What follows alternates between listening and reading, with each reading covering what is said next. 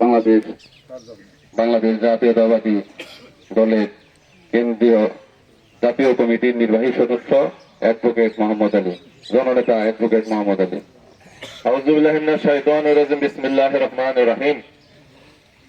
মরহুম ফজলুর রহমান একজন দলিল লেখক ছিলেন, মৃত্যু অবধারিত। তিনিও হঠাৎ করে চলে গেলেন।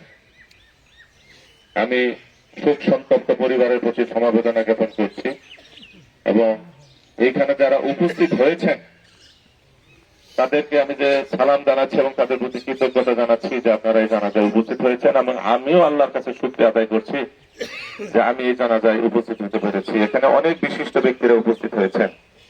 এখানে বক্তব্য রাখলেন উপজেলা বিএনপির সভাপতি অধ্যক্ষ আজিজুর রহমান।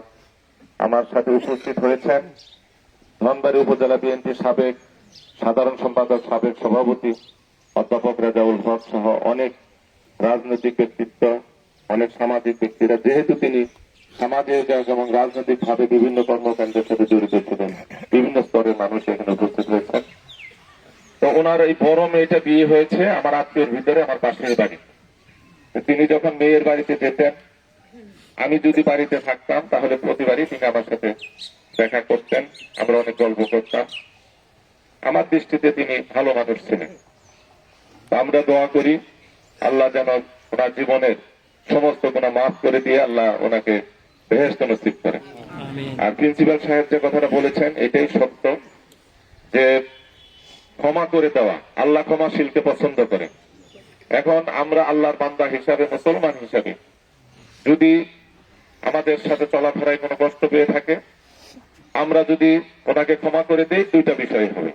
একটা হবে আল্লাহ আমাদেরকে পছন্দ করবেন, আরেকটা ওনার জন্য উপকার হবে। কারণ বান্দার হক, বান্দার কোনো হক নষ্ট করলে, আল্লাহর কোনো বান্দাকে যদি কোনো কষ্ট দিয়ে থাকে, সেটা যদি সেই বান্দা ক্ষমা না করে, আল্লাহ এটা ক্ষমা করতে পারে।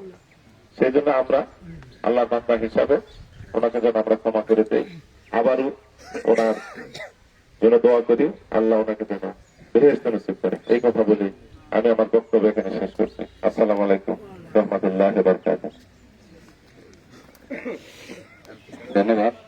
এখন এলাকার পক্ষ থেকে